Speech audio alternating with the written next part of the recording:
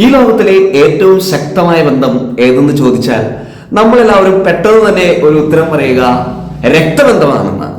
രക്തബന്ധം എന്ന് പറയുന്നത് വളരെ ശക്തമായൊരു ബന്ധമാണ്. പല സിനിമകളിലും പല കഥകളിലും പലതരം മെസ്സേജുകളിലുമൊക്കെ തീമായിട്ട് വരുന്നത് രക്തബന്ധമാണ്. നമുക്കറിയാം അത് രക്തത്തിൽ നിന്നുള്ള ബന്ധമാണ് എന്നുള്ളതാണ് അതിനുള്ള കാരണം. നമ്മുടെ ഫാമിലിയിലേക്ക് നോക്കുകയാണെങ്കിൽ സഹോദരന്മാർ തമ്മിൽ, അല്ലെങ്കിൽ സഹോദരന്മാർ തമ്മിൽ, സഹോദരിമാർ തമ്മിൽ, അല്ലെങ്കിൽ അങ്ങനെയുള്ള ബന്ധങ്ങൾ വളരെ ഊഷ്മളതയും ശക്തവുമായിട്ട് നമുക്ക് കാണാനായിട്ട് സാധിക്കും. അതിന്റെ ഒരു മെയിൻ കാരണം എന്ന് പറയുന്നത് one reason is biologically related ആണ് എന്നുള്ളതാണ്. അവർ ബയോളജിക്കലി ഒരു ഹസ്ബൻഡ് വൈഫ് അവർ ഫാമിലി ആകുന്നത് വഴി അവർക്ക് കുട്ടികൾ ഉണ്ടാകുന്നു. ആ കുട്ടികൾ തമ്മിൽ ഉണ്ടാകുന്ന ആ ഒരു രക്തബന്ധം, അല്ലെങ്കിൽ അപ്പൻ അമ്മ, ആ ഒരു ബന്ധം, അമ്മയ്ക്ക് മക്കൾ അല്ലെങ്കിൽ അപ്പന് മക്കൾ, അപ്പൊ ആ ഒരു ബന്ധം വളരെ ശക്തമായിട്ട് ബയോളജിക്കലി റിലേറ്റഡ്. അവർ ഒരുമിച്ച് ഭക്ഷണം കഴിക്കുന്നു, ഒരു കൂരയ്ക്കുള്ളിൽ ജീവിക്കുന്നു. ആ ഒരു സിസ്റ്റം നമുക്ക് ഇന്ത്യൻ സിസ്റ്റത്തിൽ വളരെ കൂടുതലായിട്ട് കാണാനായിട്ട് സാധിക്കും. ഇന്ത്യൻ ഫാമിലി കൾച്ചർ നമ്മളെ വളരെയധികം അപ്ഹോൾഡ് ചെയ്യുന്നുണ്ട്. അത് നമുക്ക് അവിടെ കാണാനായിട്ട് സാധിക്കും. അപ്പോൾ ചിലപ്പോഴെങ്കിലും ഈ ഒരു രക്തബന്ധത്തിൽ നിന്ന് വ്യത്യസ്തമായി നമ്മുടെ ഫ്രണ്ട്ഷിപ്പുകളൊക്കെ മാറുന്നുണ്ടോ എന്നുള്ളത്. അപ്പൊ നമ്മളെല്ലാവരും ഫ്രണ്ട്ഷിപ്പുകളുള്ള വ്യക്തികളാണ്. അപ്പൊ നമുക്ക് രക്തബന്ധം ഉണ്ടെങ്കിൽ കൂടി നമുക്ക് ഫ്രണ്ട്സ് വളരെയധികം നമ്മൾ ഫ്രണ്ട്സിനെ ഇഷ്ടപ്പെടുന്നു. ഇപ്പൊ കൗമാര പ്രായത്തിലൊക്കെ ആവുന്ന കുട്ടികൾ പതിയെ പതിയെ അമ്മ അപ്പൻ ബന്ധത്തിൽ നിന്ന് മടർന്ന് അവരുടെ ഒരു world of their child world becomes A larger world. അവരുടെ ലോകം വലുതാകുന്നു. അവിടെ ഒരു സെയിം ഗ്രൂപ്പിലുള്ള കുട്ടികളോട്, ആളുകളോട് മിങ്കിൾ ചെയ്യുന്നത് വഴി അതിൽ നിന്ന് കൂടുതൽ സന്തോഷം അവർക്ക് അവിടെ ലഭിക്കുന്നു. ഈ ഫ്രണ്ട്സ് സർക്കിളിൽ നിന്ന് സെയിം ഐഡിയോളജി ഉള്ളവര്, സെയിം ഇൻട്രസ്റ്റ് ഉള്ളവര് ഒക്കെ ആയിട്ട് സംസാരിക്കുന്നു. അപ്പൊ എന്തുകൊണ്ടാണ് ഇങ്ങനെ സംഭവിക്കുന്നത്? ഈ ഒരു ബ്ലഡ് റിലേഷൻ ഉണ്ടായിട്ട് കൂടി എന്തുകൊണ്ട് അവർ മറ്റൊരു ഫ്രണ്ട് സർക്കിളിലേക്ക് പോവുകയും ഫ്രണ്ട്സിനോട് കൂടെ കൂടുതൽ സമയം സ്പെൻഡ് ചെയ്യാനായിട്ട് ആഗ്രഹിക്കുകയും ഒക്കെ ചെയ്യുന്നു എന്നുള്ളത് നമ്മുടെ ഉള്ളിൽ ഉയരാവുന്ന ഒരു ചോദ്യമാണ്. അത് നമുക്ക് എല്ലാവർക്കും തന്നെ അറിയാം. നമുക്ക് എല്ലാവർക്കും ഫ്രണ്ട്സ് ഉണ്ട് എന്നുള്ളത്. അപ്പോൾ നമ്മൾ വലുതായി കഴിയുമ്പോൾ കൂടുതൽ നമ്മുടെ സമയം സ്പെൻഡ് ചെയ്യുന്നത് ഈ ഫ്രണ്ട്സിനോട് കൂടിയാണ്. ഫ്രണ്ട്സിനോട് കൂടി ആയിരിക്കാനാണ് നമ്മൾ കൂടുതലായിട്ട് ഇഷ്ടപ്പെടുന്നത്. അവരോട് കൂടുതൽ നമ്മൾ ഓപ്പൺ അപ്പ് ചെയ്യുന്നു. അങ്ങനെയുള്ള ഒരു രീതിയിലേക്ക് നമ്മുടെ ജീവിതം മാറുന്നുണ്ട്. നമ്മൾ ഫ്രണ്ട്സിനെയൊക്കെയാണ് കൂടുതലായിട്ട്, അവരുടെ ഒരു പ്രസൻസ് ആണ് നമ്മളെ പാരന്റ്സിനേക്കാളോ അല്ലെങ്കിൽ ഈവൻ ബ്രദേഴ്സ് സിസ്റ്റേഴ്സിനേക്കാളും ഒക്കെ കുറെ പേര്, ഒത്തിരി അധികം ആളുകളൊക്കെ ആഗ്രഹിക്കുന്നത്. അപ്പൊ എന്തുകൊണ്ടാണ് ഇതിങ്ങനെ സംഭവിക്കുന്നത്? നമുക്ക് മുൻ പറഞ്ഞ കാരണത്തിലേക്ക് തന്നെ പോകാം. അതായത് ഫസ്റ്റ് ഒരു കാരണം എന്ന് പറയുന്നത് പ്രോക്സിമിറ്റിയാണ്. എന്താണ് ഈ പ്രോക്സിമിറ്റി എന്ന് പറയുന്നത് നിയർനെസ് എന്നുള്ള ഒരു വസ്തുതയാണ്. നമ്മൾ ഡെയിലി കാണുന്ന ആളുകളാണ് നമ്മുടെ പാരന്റ്സ്, അല്ലെങ്കിൽ നമ്മൾ ബ്ലഡ് റിലേറ്റഡ് ആയിട്ടുള്ള ആളുകൾ. നമ്മൾ ഒരുമിച്ച് സഹവസിക്കുന്നു, ഭക്ഷണം കഴിക്കുന്നു.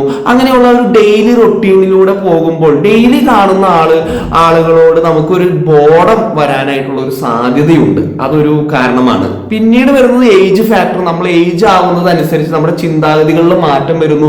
കുറച്ചും കൂടി നമ്മുടെ ലോകം വലുതാകുന്നു. അതുവഴിയായിട്ടാണ് മറ്റൊരു മാറ്റം വരുന്നത്. പിന്നെ വരുന്ന രണ്ടാമത്തെ ഒരു കാരണം എന്ന് പറയുന്നത് ഈ ഫ്രണ്ട്ഷിപ്പ് സർക്കിളിലേക്ക് കൂടുതലായി ഊന്നൽ കൊടുക്കാനുള്ളതിന് രണ്ടാമത്തെ ഒരു കാരണം എന്ന് പറയുന്നത് നമ്മുടെ ഒരു sense of responsibility, sense of commitment family സർക്കിളിൽ വളരെ കൂടുതലാണ് എന്നുള്ളതാണ്. അതൊരു ഫിയർ ഫാക്ടറിലേക്ക് വ്യക്തിയെ നയിക്കുകയും ചെയ്യുന്നു. അതായത് എനിക്ക് ഇന്ന ആളെ നോക്കേണ്ടതായിട്ടുണ്ട്, ഇന്ന ആളുടെ എല്ലാ കാര്യങ്ങളും ഞാൻ നോക്കണം. അതുകൂടാതെ മറ്റുള്ളവരുടെ അഡ്വൈസ് കൂടി നമുക്ക് ലഭിക്കുന്നുണ്ട്. അപ്പൊ ഈ അഡ്വൈസ് വഴി പറയും നീ ഇന്ന കാര്യം ചെയ്യേണ്ടവനാണ്, ഇന്ന കാര്യം നോക്കണം, എപ്പോഴും നീ ഇങ്ങനെ ഒന്നും നടന്നാൽ പോരാ. അങ്ങനെയുള്ള കൂടുതൽ അഡ്വൈസുകൾ നമുക്ക് കൂടുതൽ ലഭിക്കുന്നു ഫ്രണ്ട്സ് സർക്കിളിനേക്കാൾ കൂടുതലായിട്ട് ഫാമിലിയിൽ നിന്നാണ്. പക്ഷെ ഫ്രണ്ട്സ് സർക്കിളിൽ നമ്മുടെ ഇഷ്ടങ്ങളെ മാനിക്കുന്ന ആളുകളെ നമ്മൾ കണ്ടെത്തുമ്പോൾ അവിടെ നമ്മൾ കൂടുതലായിട്ട് അടുക്കാനും അവരോട് ആൺ പെൺ ഭേദമന്യേ നമ്മുടെ കാര്യങ്ങൾ തുറന്നു പറയാനും ഒക്കെയുള്ള ഒരു വേദി ഉണ്ടാവുന്നത് വഴി അവിടെ നമുക്ക് കൂടുതൽ ഒരു ഫ്രീഡം ലഭിക്കുന്നു എന്നുള്ളതാണ്. അവിടെ ഒരു സെൻസ് ഓഫ് റെസ്പോൺസിബിലിറ്റി ഇല്ല, അല്ലെങ്കിൽ ഒരു സെൻസ് ഓഫ് കമ്മിറ്റ്മെന്റ് ഇല്ല. ആ കമ്മിറ്റ്മെന്റ് ഇല്ലാത്ത അവസ്ഥയിൽ ആ വ്യക്തി അവിടെ ഫ്രീഡം അനുഭവിക്കുകയും ആ സ്വാതന്ത്ര്യത്തിൽ നിന്നുകൊണ്ട് അദ്ദേഹത്തിന് പെരുമാറാനായിട്ട് സാധിക്കുകയും ചെയ്യുന്നു. ഇതുവഴി അദ്ദേഹത്തിന് വളരെ ഒരു ഫ്രണ്ട്ഷിപ്പ് സർക്കിൾ വളർത്തിയെടുക്കാനായിട്ട് സാധിക്കുന്നു. അപ്പൊ നമ്മളെല്ലാവരും തന്നെ ഫ്രണ്ട്സ് ഉള്ളവരാണ്. ഈ ഫ്രണ്ട്സ് എല്ലാവരും നമ്മളെ സഹായിക്കുന്നുണ്ട്. അതോടൊപ്പം നമ്മൾ ശ്രദ്ധിക്കേണ്ട ശ്രദ്ധിക്കേണ്ട ഒരു കാര്യം എന്ന് പറയുന്നത്, നമ്മളെ ഫ്രണ്ട്സിനെ ടെസ്റ്റ് ചെയ്യുമ്പോൾ, നമ്മുടെ ഫ്രണ്ട്സിനെ നമ്മൾ തിരഞ്ഞെടുക്കുമ്പോൾ അതിനു മുന്നേ ഈ ഫ്രണ്ട്സിനെ നമ്മൾ ടെസ്റ്റ് ചെയ്യേണ്ടതായിട്ടുണ്ട്.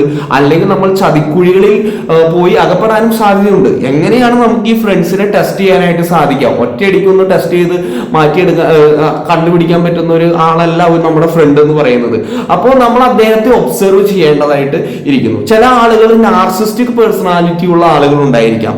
നാർസിസ്റ്റിക് പേഴ്സണാലിറ്റി ഉള്ള ആളുകൾ വളരെയധികം പ്ലീസിങ്ങും പ്ലസന്റുമാണ്.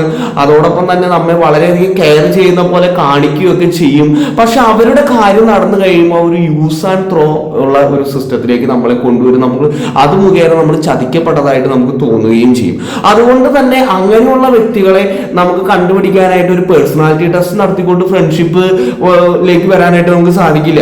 അപ്പൊ നമുക്ക് എന്ത് ചെയ്യാനായിട്ട് സാധിക്കും? നമുക്ക് ഈ വ്യക്തിയെ ഒബ്സർവ് ചെയ്യുകയും ആ വ്യക്തികളുടെ പ്രവർത്തികൾ, അദ്ദേഹത്തിന്റെ വാക്കുകളും പ്രവർത്തികളും തമ്മിൽ മാച്ച് ചെയ്യുന്നുണ്ടോ എന്നൊക്കെ നമ്മൾ ക്ലോസ്ലി അദ്ദേഹത്തെ ഒരു കോമൺ സെൻസ് അല്ലെങ്കിൽ നമ്മുടെ ഒരു ധാരണകൾ വെച്ച് നമ്മൾ അദ്ദേഹത്തെ ഒന്ന് വ്യക്തമായിട്ട് ഒബ്സർവ് ചെയ്ത് കഴിഞ്ഞാൽ തന്നെ ഈ വ്യക്തിയുടെ ഉള്ളിൽ കിടക്കുന്ന ചില അന്തർഗതങ്ങളെ നമുക്ക് മനസ്സിലാക്കാനായിട്ട് സാധിക്കും. അപ്പോൾ നമുക്ക് ഒരു സെൽഫ് നോളജ് വളർത്തിക്കൊണ്ടുവരികയും അദ്ദേഹത്തെ ഒബ്സർവ് ചെയ്ത് ആ ഒരു രീതിയിലുള്ള വ്യക്തിയാണെങ്കിൽ അദ്ദേഹത്തോടുള്ള ബന്ധം നമ്മൾ അവോയ്ഡ് ചെയ്ത് മാറ്റി വെക്കുക. ഫ്രണ്ട് ഇല്ലെങ്കിൽ കൂടി ഇങ്ങനെ ഒരു വ്യക്തിയായിട്ട് നമ്മൾ ഫ്രണ്ട്ഷിപ്പ് കൂടേണ്ടതായിട്ടുള്ള ഒരു ആവശ്യം വരുന്നില്ല എന്ന് കരുതി നമ്മൾ സെൽഫ് സഫിഷ്യന്റ് ആവുക എന്നുള്ളതാണ് ഇവിടെയുള്ള ഒരു കാര്യം എന്ന് പറയുന്നത്. അതോടൊപ്പം തന്നെ ഹിസ്ട്രിയോണിക് പേഴ്സണാലിറ്റി പ്രോബ്ലം ഉള്ള ആളുകൾ, അവർ വളരെയധികം അവരെ തന്നെ ഒരു ഷോപ്പ് ചെയ്യാൻ വേണ്ടിയിട്ട്, ഒരു പൂവൻകോഴിയെ പോലെ അവരെ തന്നെ എപ്പോഴും ഷോപ്പ് ചെയ്യാനായിട്ട് പല കാര്യങ്ങൾ കാട്ടിക്കൂട്ടും. അതിന്റെ ഭാഗമായിട്ട് നമ്മളോട് ഫ്രണ്ട്ഷിപ്പ് കൂടാനും മറ്റൊക്കെ വരും. പക്ഷെ ഒരു ആവശ്യം അല്ലെങ്കിൽ നമുക്കൊരു പ്രശ്നം ഉണ്ടാകുമ്പോൾ ചിലപ്പോൾ അവരെ കണ്ടെന്ന് വരില്ല. അപ്പൊ അതും നമ്മൾ മനസ്സിലാക്കി അവരുടെ ഓരോ പ്രവർത്തികളെ നമ്മൾ ഒബ്സർവ് ചെയ്ത് വാച്ച് ചെയ്ത് അങ്ങനെയുള്ള വ്യക്തികളെ നമ്മുടെ ഫ്രണ്ട്ഷിപ്പ് സർക്കിളുകളിൽ നിന്ന് മാറ്റി നിർത്തേണ്ടതായിട്ട് ഉണ്ട്. അതോടൊപ്പം തന്നെ വേറെ രീതിയിലുള്ള പ്രശ്നങ്ങളുള്ള ആളുകൾ ഉണ്ടായിരിക്കാം. വളരെയധികം ചിലപ്പോൾ അഡിക്ഷൻസ് അങ്ങനെയുള്ള പ്രശ്നങ്ങൾ. അപ്പോൾ അവർക്ക് ശരിക്കും നമ്മളോട് ആത്മാർത്ഥമായി ആവാനായിട്ടുള്ള ഫ്രണ്ട്ഷിപ്പ് സ്ഥാപിക്കാനായിട്ടുള്ള ആഗ്രഹം ഉണ്ടെങ്കിൽ കൂടി അവർക്ക് പലതരത്തിലുള്ള കാരണങ്ങൾ ഉള്ളത് കൊണ്ട് ചിലപ്പോൾ നേരത്തിന് എത്താൻ വരാതിരിക്കുക, അല്ലെങ്കിൽ നമ്മൾ ഒരു വാക്ക് പറഞ്ഞിട്ട് ചെയ്യാതിരിക്കുക. അപ്പൊ അങ്ങനെയൊക്കെ ഉള്ള ചില കാര്യങ്ങൾ വരാനായിട്ടുള്ള സാധ്യതയുണ്ട്. അപ്പൊ ഇതെല്ലാം നമ്മൾ മനസ്സിലാക്കി നമ്മൾ നല്ല രീതിയിലുള്ള ഒരു ഫ്രണ്ടിനെ തിരഞ്ഞെടുക്കുകയാണെങ്കിൽ നമുക്ക് അത് ലഭിക്കുന്ന ഒരു അസറ്റ് കൂടിയായിരിക്കും. അപ്പോൾ ഒരു friendship blood is thicker than water എന്നാണ് പറയുന്നത് എങ്കിൽ കൂടി നമുക്ക് ബ്ലഡ് റിലേഷൻഷിപ്പിനെ പോലെ തന്നെ ഫ്രണ്ട്ഷിപ്പിലും വളരെയധികം നല്ല നല്ല ഫ്രണ്ട്സ് ഉണ്ടാകുമ്പോൾ നല്ല നല്ല ഫ്രണ്ട്ഷിപ്പിലേക്ക് വരാനും നല്ല രീതിയിൽ നമ്മുടെ ലൈഫിനെ മോഡിഫൈ ചെയ്യാനും ഇവരുടെ സജഷൻസ് വഴി നമുക്ക് കുറെ മാറുവാനും ഒക്കെ ആയിട്ട് സാധിക്കും. So let us enjoy also our friendship. Thank you dear friends.